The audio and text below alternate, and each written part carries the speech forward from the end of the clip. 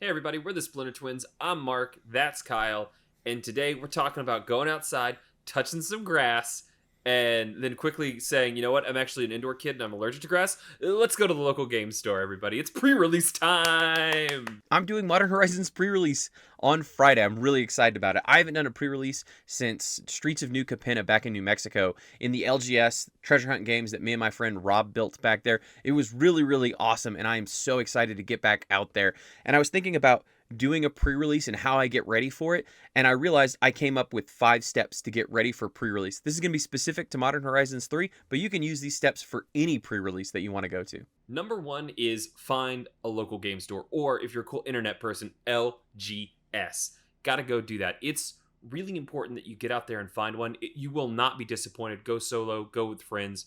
It's going to be a good time. But what makes a good LGS? I honestly think it can't be too small. Being able to, have a draft fire once a week is a really good indicator. You can go ask the people that manage it. Do you guys have weekly draft? Do you have Friday Night Magic that goes off here? And if they say they can consistently run drafts, that's a good, I think, indicator of a healthy Magic the Gathering environment, because a lot of these stores are kind of like, yeah, we do some Warhammer, we do some D&D over here. Like, this is a good question asked to see how serious people are about playing Magic in there. So just ask, do you host a weekly draft? And that'll give you an idea about whether or not this ecosystem is going to be good enough for you to come to and play Magic with. Do you like the people, right? If you don't, that's okay. There's hopefully another one nearby that you can go try. Don't get married to it at first. Test a few of them out and find the place that you like.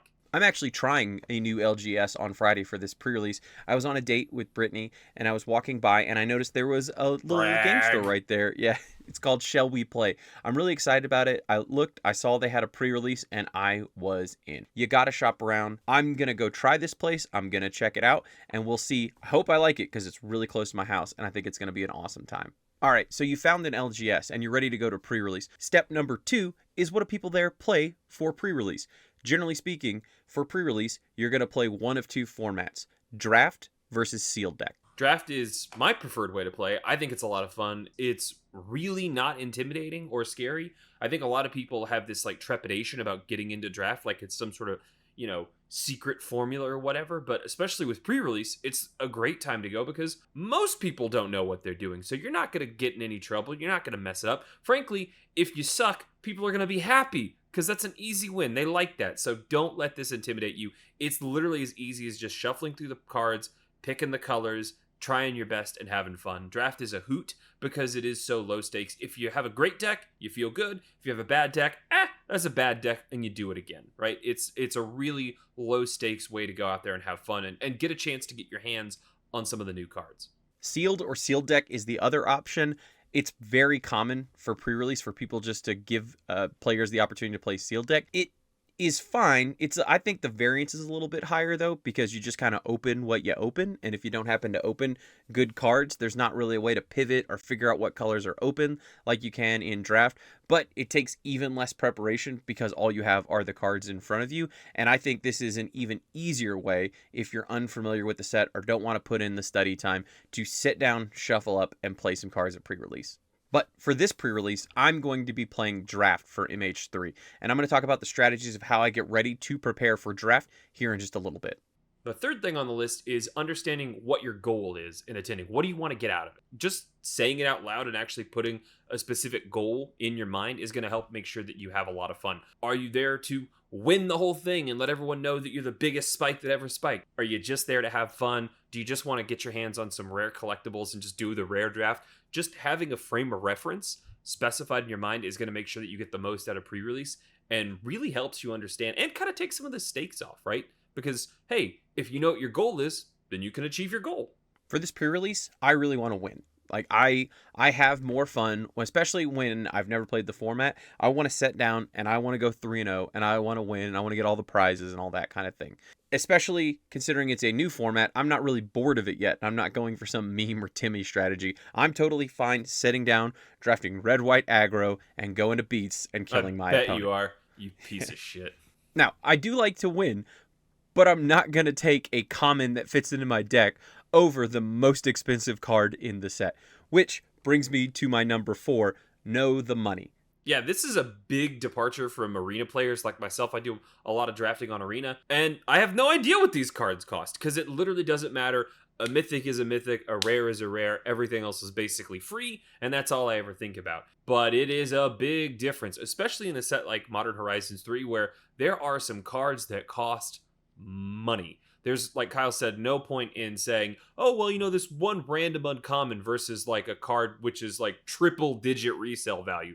Don't be an idiot. Pick that thing up, have yourself a steak dinner. We're not saying you should take a $4 rare over a premium common, but there are cards in this set like Ulamog the Defiler that Mark said is worth, $130, $140 or something like that. My strategy Hey, hold on and one what second. How many squirrels does it take to kill Ulamog? The Defiler depends only on 7 squirrels. No, it depends because it gets +1/+1 counters. Okay, so we could need like maybe up to a dozen Now, squirrels if your here. opponent's deck is full of squirrels, the average mana value of the card exiled for Ulamog's triggered ability might only be like 3.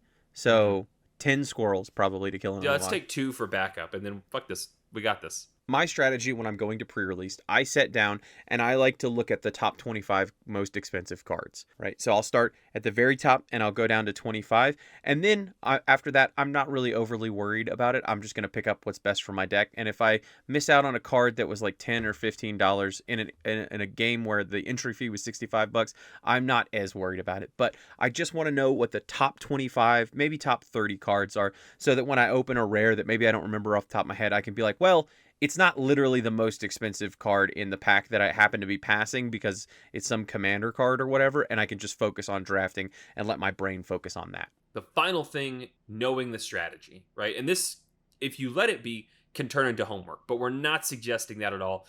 Getting read up on what set you're going into for pre-release is actually a really fun experience, and then just makes the whole thing really just hum. Because when you play sealed, draft, go for some money, like, you are going to know what you're looking at, and it just helps. It just helps, makes the whole process smoother. And we have a couple of recommendations for what you can do to get started that is not by any means overkill.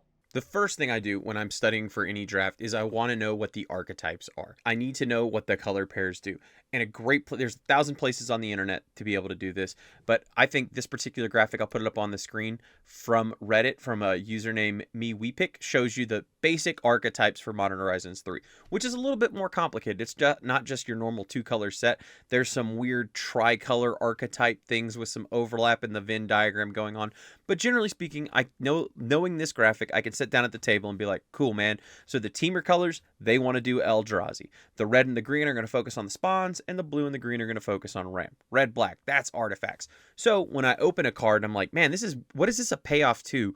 I don't understand. Oh, yeah, that's because blue and white are flying energy generators, and this card doesn't really generate energy, but it does use it, or it's going to be really good if I can give it evasion, something like that. So I sit down and I know what the cards do, and I'm not just evaluating the cards in a vacuum. I'll take this graphic, I'll take these archetypes, and the days leading up to the draft, I'm going to review it maybe 2 or 3 times a day, so that it's just kind of muscle memory when I sit down to open packs at the table. Looking at graphics like that are excellent, but I will say, like you even described it, where most of the time in standard sets there's like 10 color pairs and that's kind of it. But in Modern Horizons, you'll notice that there's a lot more going on. That's okay. If you go to this pre-release or you start watching videos and you're like, well, there's a little bit much energy counters and stuff like that, don't worry. It's not always like that. Most of the mechanics in the standard sets are a lot more simple. So if you go into Bloomhaven Cozy Cottage Core later this fall, you're going to find that it's a lot more streamlined, I think, than Modern Horizons 3. So don't let this one freak you out, because this one's accessible, but most are even more accessible.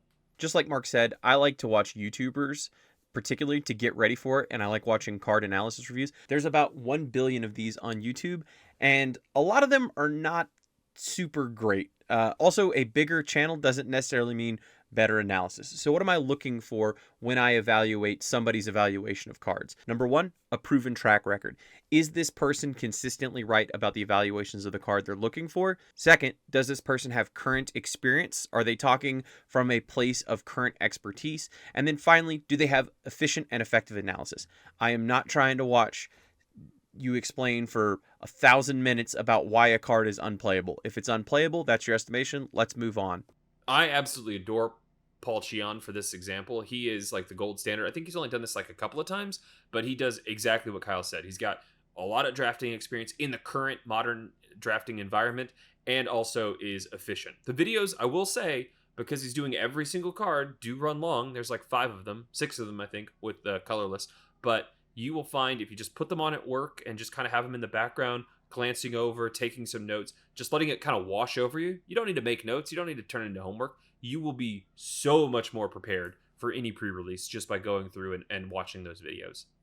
Well, I hope those tips help. I love going to a pre-release. I'm so freaking excited about it. If you haven't been in a while or you've never been, there's just nothing like playing in person. The fun, the excitement, the interaction with other people, it just cannot be beat.